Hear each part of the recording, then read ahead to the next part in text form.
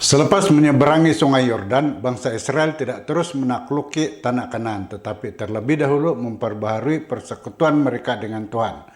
Mereka berhimpun di antara Gunung Ebal dan Gunung Gerizim untuk meneguhkan kesetiaan kepadanya, dan akhirnya membina kemah suci di Selo sebagai pusat penyembahan dan simbol kehadiran Tuhan.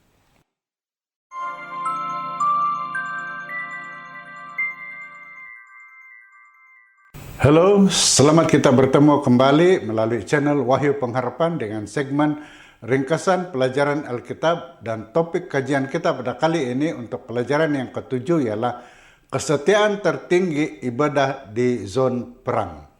Ayat hafalan kita diambil dari Matius 6 ayat 33, katanya, "Utamakanlah kerajaan Tuhan serta perbenarannya, dan semuanya itu akan diberikan kepadamu."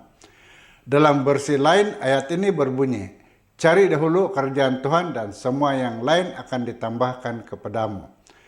Ada kelebihan jika kita mendahulukan Tuhan dalam segala hal, sebagaimana kita akan perhatikan dalam pengalaman bangsa Israel setelah mula menduduki tanah Kanaan.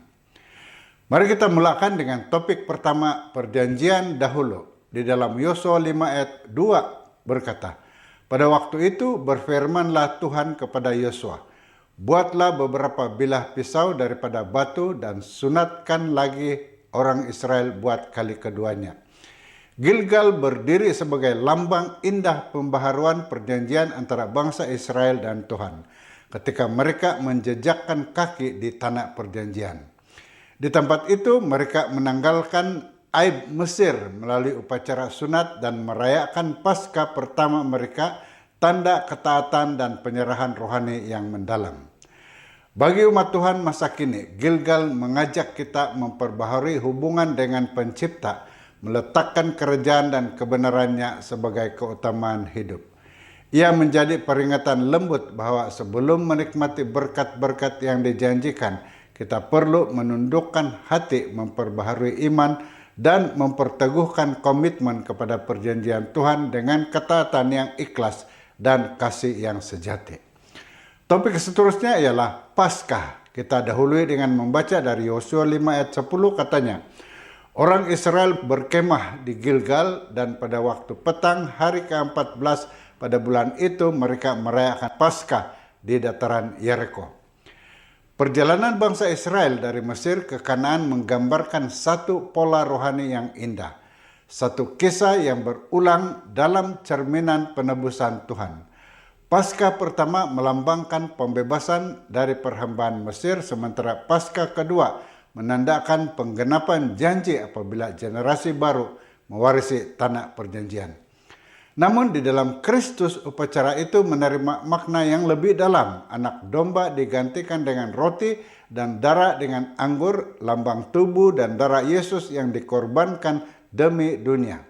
Melalui simbol kasih ini, Yesus menjadi penebus sejati yang membebaskan manusia daripada perhambaan dosa dan menuntun mereka ke tanah perjanjian rohani, tempat perhentian yang kekal dalam kasih dan keselamatannya.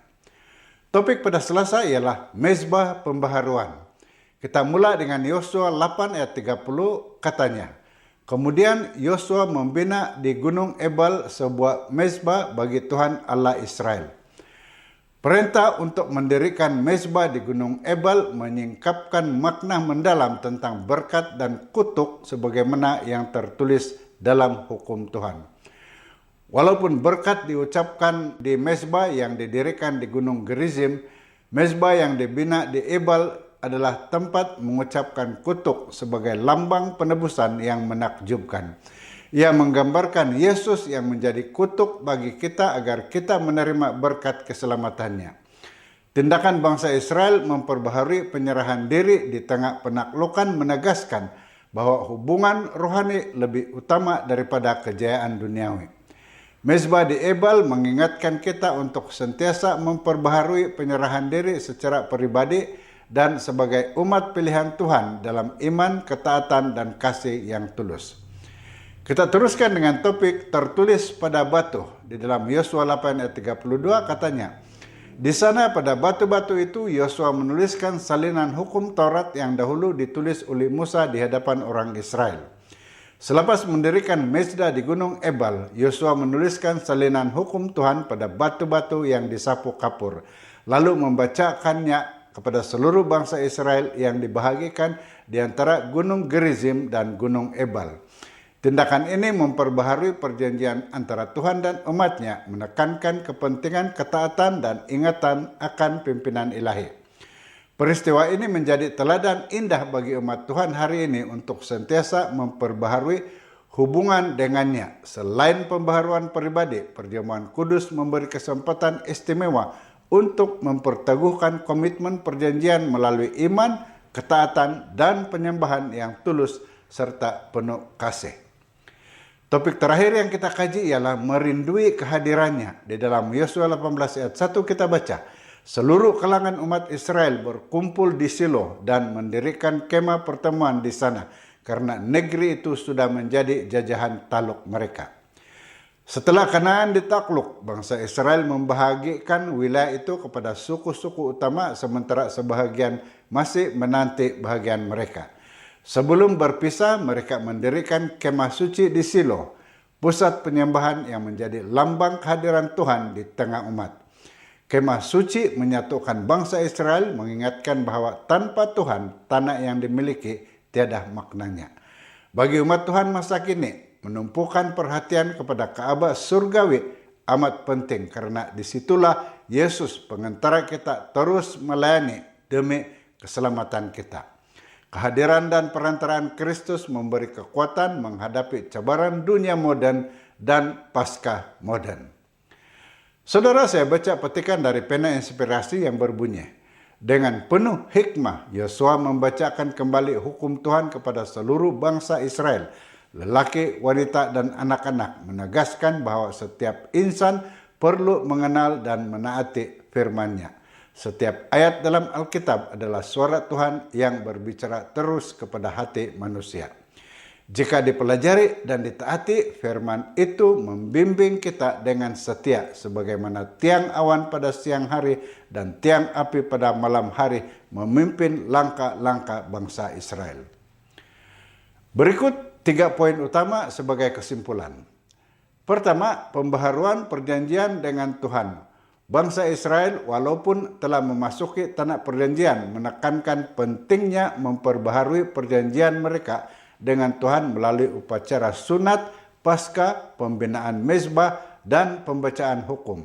Ini menekankan keutamaan hubungan dengan Tuhan sebelum menikmati berkat duniawi. Kedua, simbolisme dan penyembahan. Upacara dan tempat suci termasuk mezbah di Gunung Ebal, kemah suci di Selo, dan perjamuan kudus menjadi lambang pengorbanan Yesus, persekutuan dengan Tuhan, dan penduan rohani. Penyembahan yang berpusat pada Tuhan adalah asas bagi persatuan umat dan kejayaan mereka. Ketiga, teladan dan arah hidup bagi umat Tuhan hari ini. Semua tindakan bangsa Israel mendengar hukum, memperbaharui perjanjian, dan menumpukan perhatian kepada kemah suci menjadi teladan bagi kita. Kita digelakkan memperbaharui komitmen rohani, mempelajari firman Tuhan, dan menumpukan hidup kepada bimbingannya seperti mereka dipimpin oleh tiang awan dan tiang api. Sekian ringkasan pelajaran Alkitab untuk kajian minggu ini. Saya harap Anda telah mendapati maklumat yang dikongsikan melalui video ini sangat berinformatif dan membantu. Pastikan Anda sudah tekan like dan share video ini serta subscribe pada channel ini dan tekan lonceng notification agar Anda tidak terlepas menonton video yang akan dimuatkan nanti. Dan jika Anda ada pertanyaan atau ada pandangan yang ingin dikongsikan, sila luangkan masa untuk meninggalkan komen di bahagian komen di bawah ini atau hantar ke nomor yang tertera. Dan juga beritahu kami dari mana Anda menonton video ini. Dan sila terus menonton video yang sedang dicadangkan di sini. Terima kasih karena menonton dan jumpa lagi di video akan datang. Tuhan memberkati Anda.